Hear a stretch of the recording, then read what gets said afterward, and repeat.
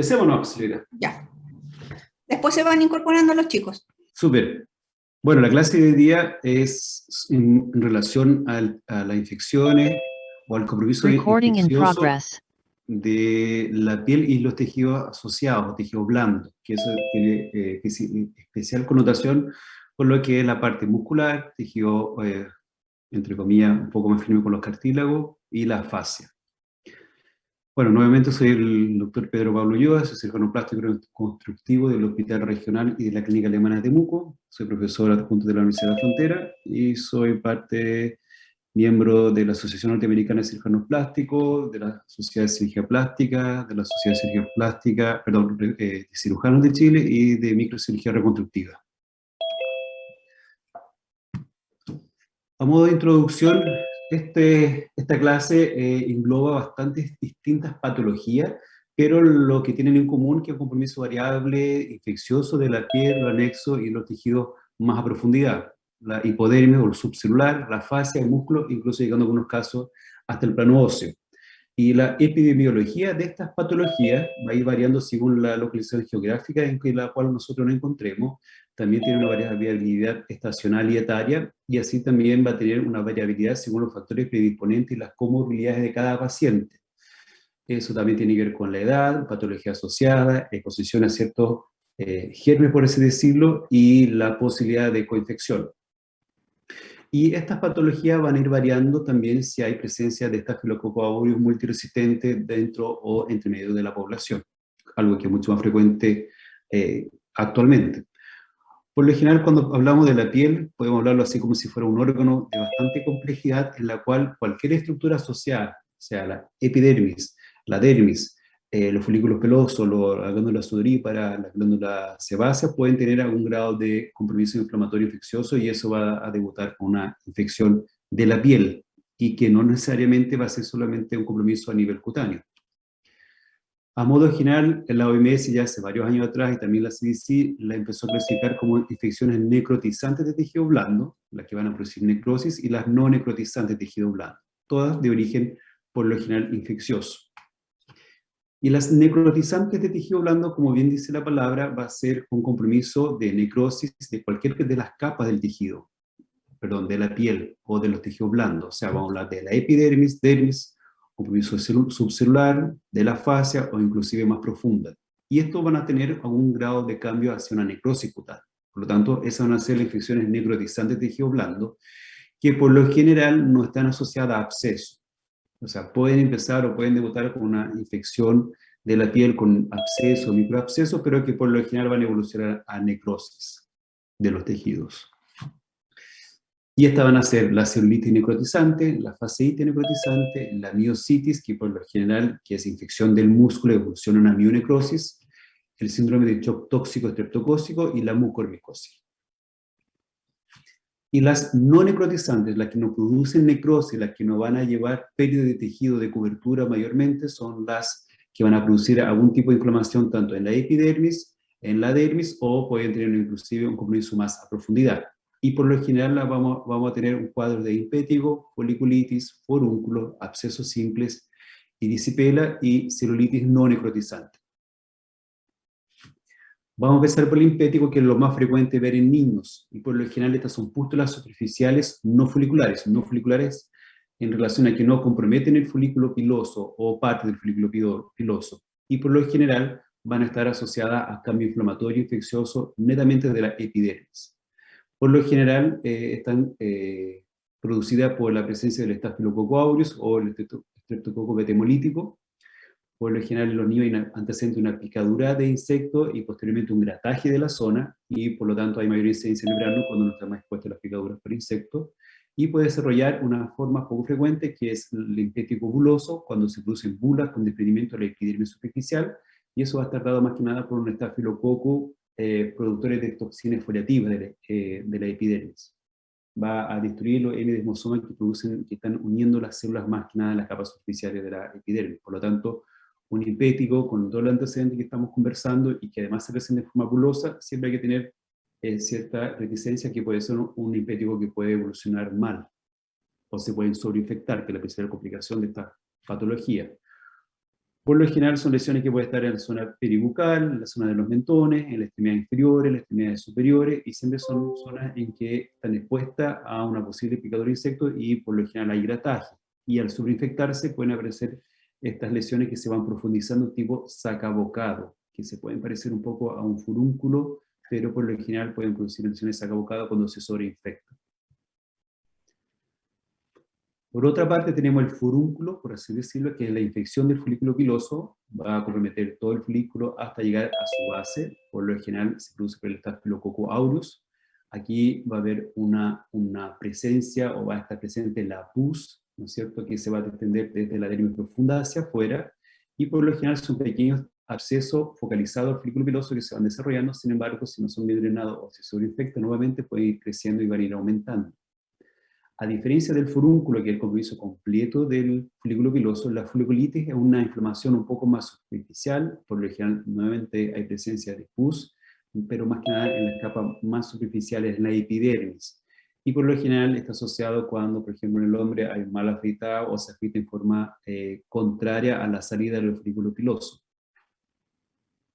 Ese es un furúnculo cuando hay compromiso completo de la unidad pilosa hasta su base, por lo tanto va a comprometer la epidermis, dermis superficial y dermis profunda. Y por lo general generan bastante pus debido a la profundidad de la lesión. A diferencia de la foliculitis, cuando nuevamente tenemos infectado la unión del esclerómero por donde sale el pelo, por así decirlo, y es más que nada una lesión que va a comprometer la epidermis, y por lo general es bastante superficial y pueden haber más de 4 a 5 lesiones. La otra patología es la erisipela, que esta va a ser una infección también aguda de la piel, que por lo general compromete la dermis y parte, algunas veces, de la hipodermis. Esta más frecuente es producida por el estreptococo, y el punto de vista de diagnóstico diferencial con la celulitis es netamente la clínica. Aquí no hay ningún examen que, bueno, la ecografía de partes blandas, si se pudiera realizar, serviría, pero por lo general uno, en la base de la clínica, uno la diferencia de una celulitis. Aquí va a haber una placa eritematosa brillante, bien demarcada, bien definida, con los bordes bien nítidos, y es por lo general, esta placa aparece en forma abrupta. La celulitis va iniciando poco a poco, va a ir avanzando ya en forma más difusa, acá bastante abrupto, bien demarcado.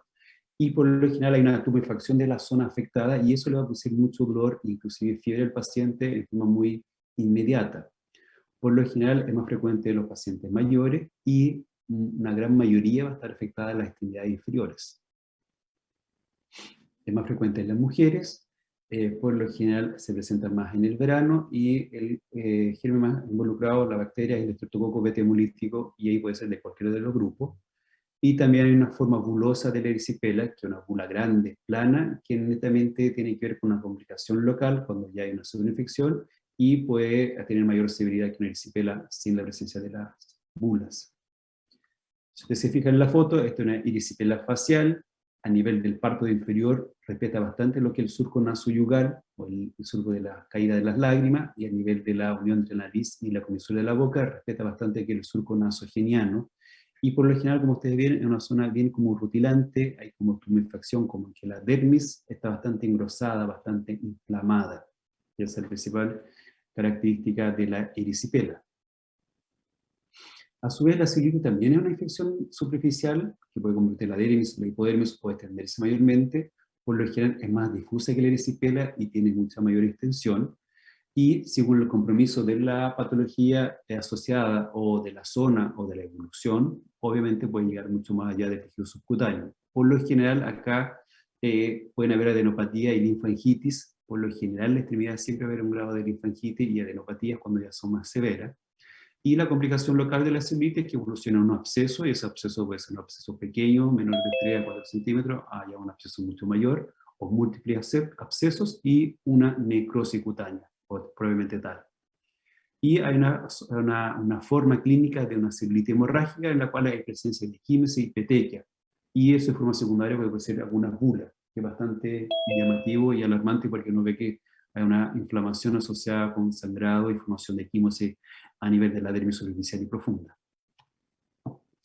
El germen más frecuentemente comprometido es el Staphylococcus aureus, pero no hay que tener la idea que solamente el Staphylococcus aureus puede producir la celulitis. Cuadros poco frecuentes, o muy larvado, o que no responde inicialmente bien al tratamiento, pueden ser por el Pasteurella multocida, cuando la típica mordedura de perro o felino, por aromas hidrófilas, cuando uno está en una inmersión en aguas decantadas, aguas sucias, se ve más frecuentemente en el norte, por el Vibrio especie, que eso por lo general en aguas saladas y termales está presente, y en los niños en las fechas de invierno, por lo general asociado con cuadros respiratorios altos, puede producirse la celulitis periovitaria, por lo tanto siempre que eso hay que descartarlo.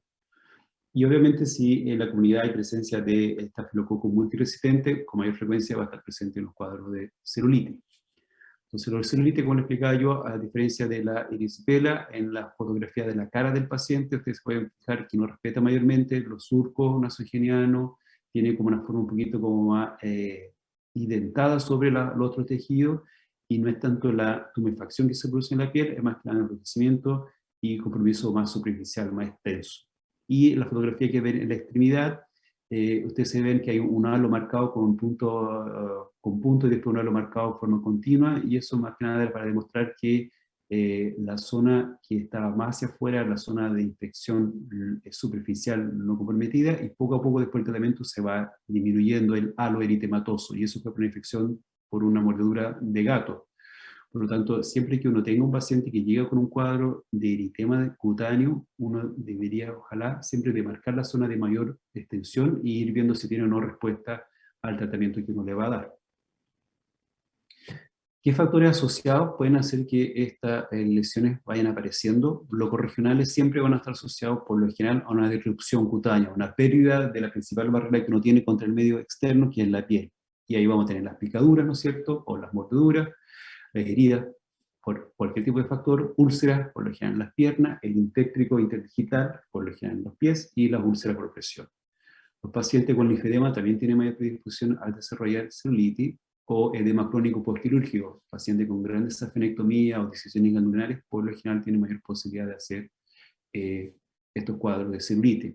Obviamente el intétrico interdigital, los pacientes obesos, el mismo antecedente de celulitis hacen que uno tenga una predisposición a desarrollar nuevamente cuadro infeccioso dada una alteración linfática que se mantiene por bastante tiempo, a pesar de que clínicamente no se vea alteraciones cutáneas. Y se ha visto que la diabetes tiene mayor influencia o factor más asociado con la celulitis, no así con la erisipela. En los casos de la foliculitis, por lo general los pacientes que son trasplantados, que están con inmunosupresión, presentan más cuadros de foliculitis recurrente, igual que los diabéticos, y algunos pacientes con genopatías como las trisomías.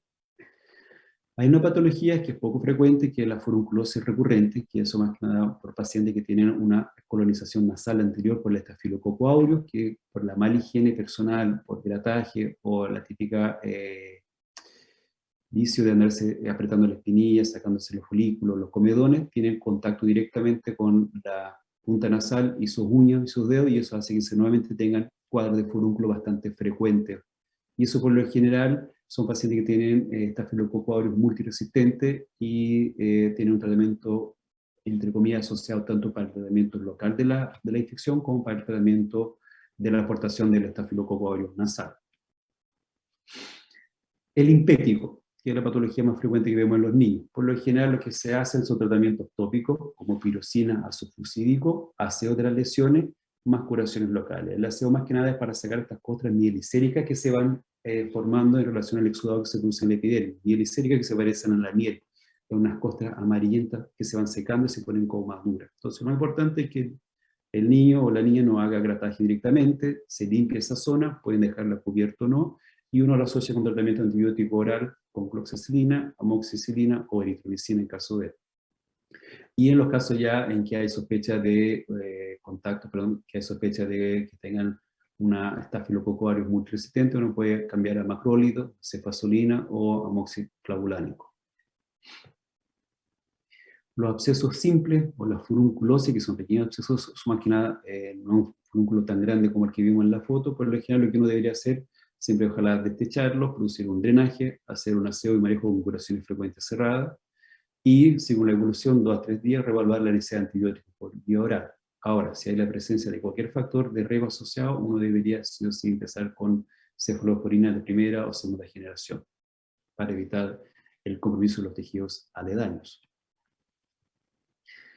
La erisipela o la celulitis por lo general, cuando son patologías o cuadros clínicos pequeños, uno lo pudiera manejar en forma ambulatoria, pero eso se va a evaluar de paciente a paciente.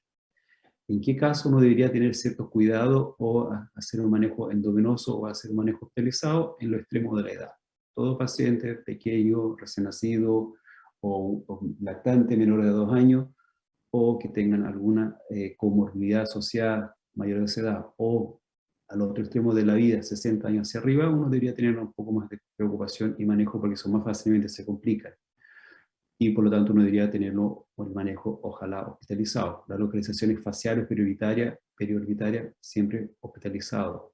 Paciente diabético, paciente con inmunosupresión, paciente usuario de corticoides, ojalá manejo siempre hospitalizado. Complicaciones locales, que no venga aquí se está formando una bula, que tiene compromiso necromorrágico o que ya se va extendiendo más ya una extremidad, por así decirlo, más un segmento, uno debería obviamente hospitalizar.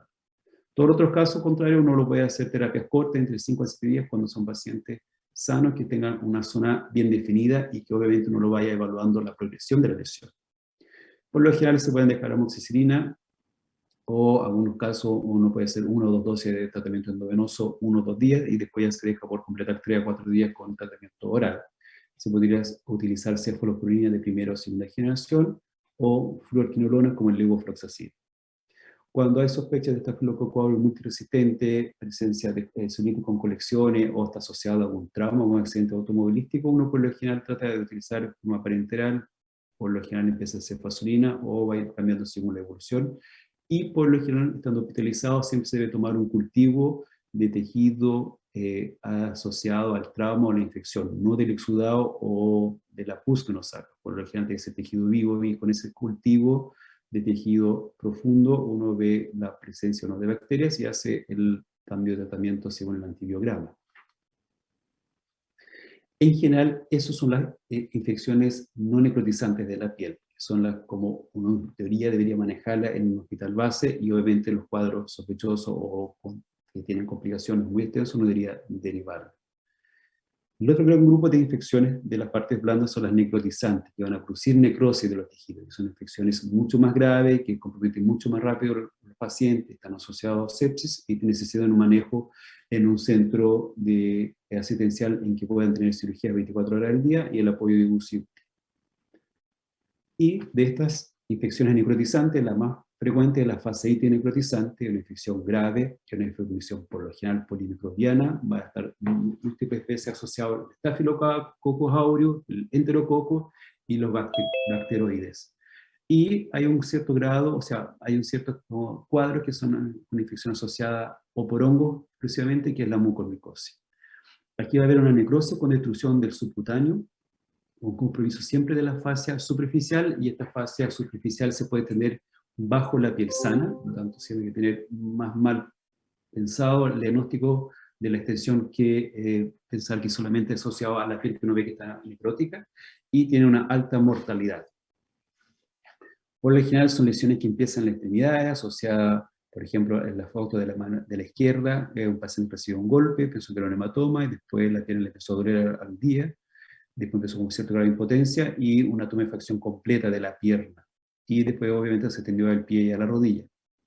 Y el paciente de la derecha, usted ve que tiene asociada una sonda Foley, empezó con una tumefacción de la zona inguinal, con gran aumento de volumen de muslo, y cuando se hizo la evaluación se vio que tenía una lesión posterior de la uretra.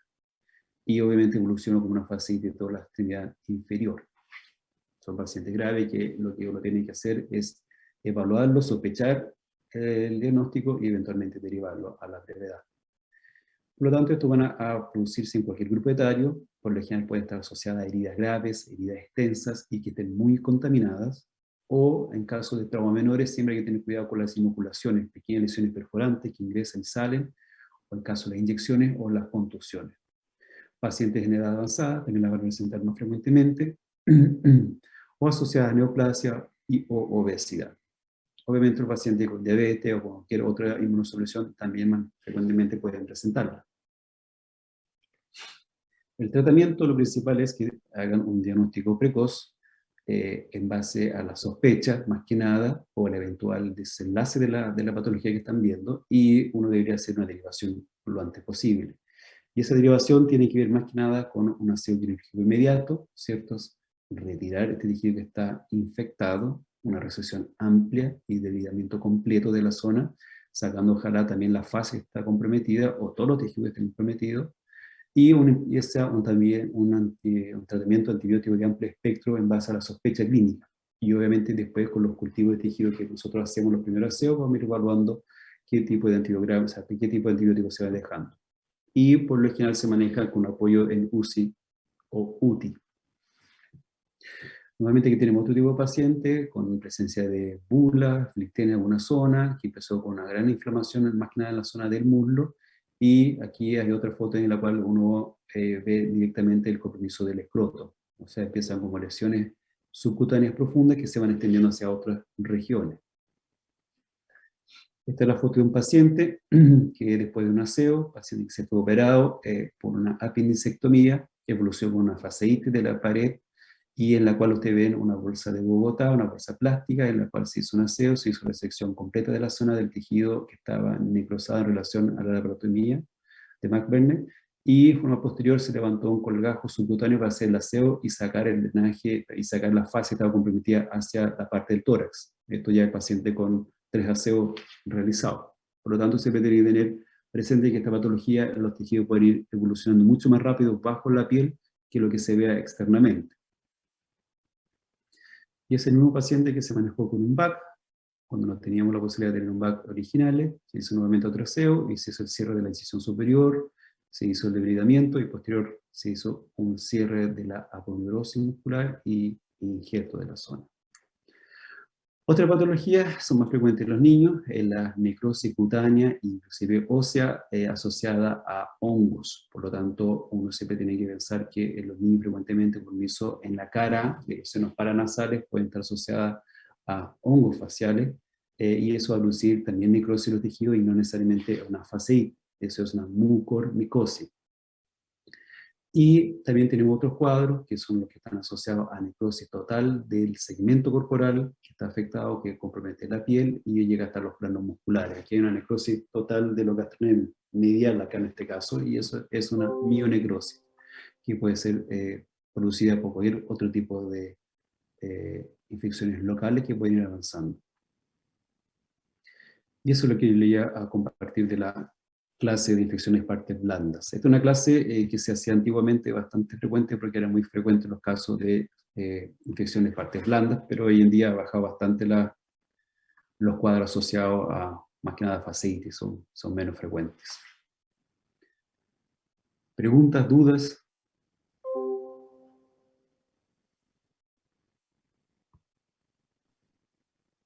Doctor, el Sí. que una infección se comporte de forma necrotizante o no necrotizante depende más del patógeno involucrado, de factores del paciente. Es que yo te diría que son casi todos los anteriores, pero por lo general depende de la inoculación o dónde empezó la lesión.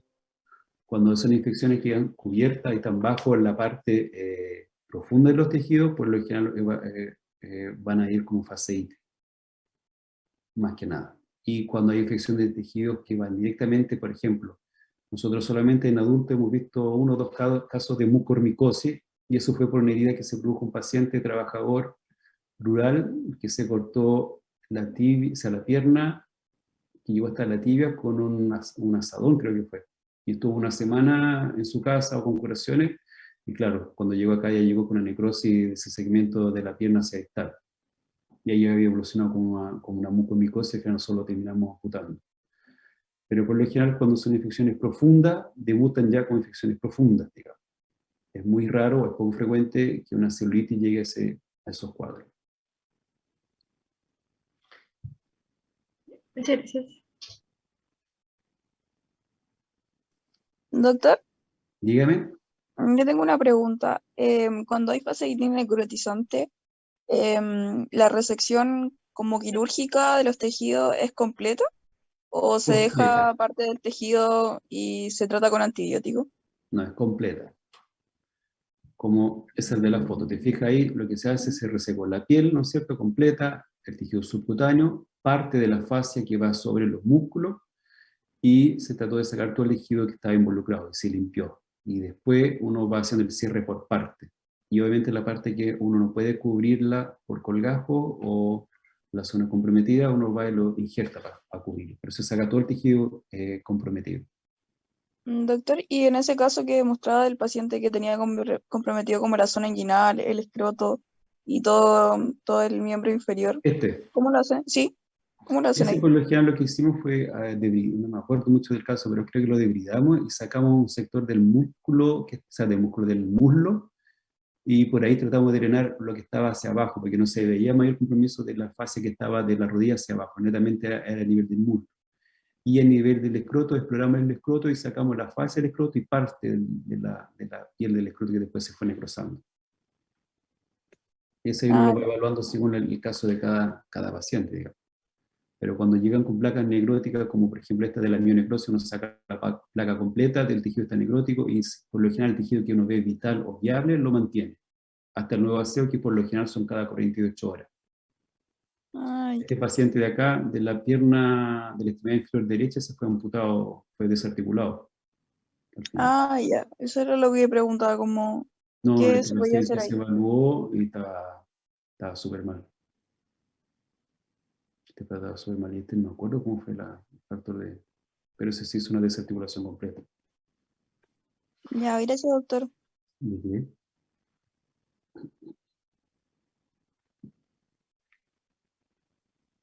¿Preguntas, dudas de esta clase o la clase de ayer?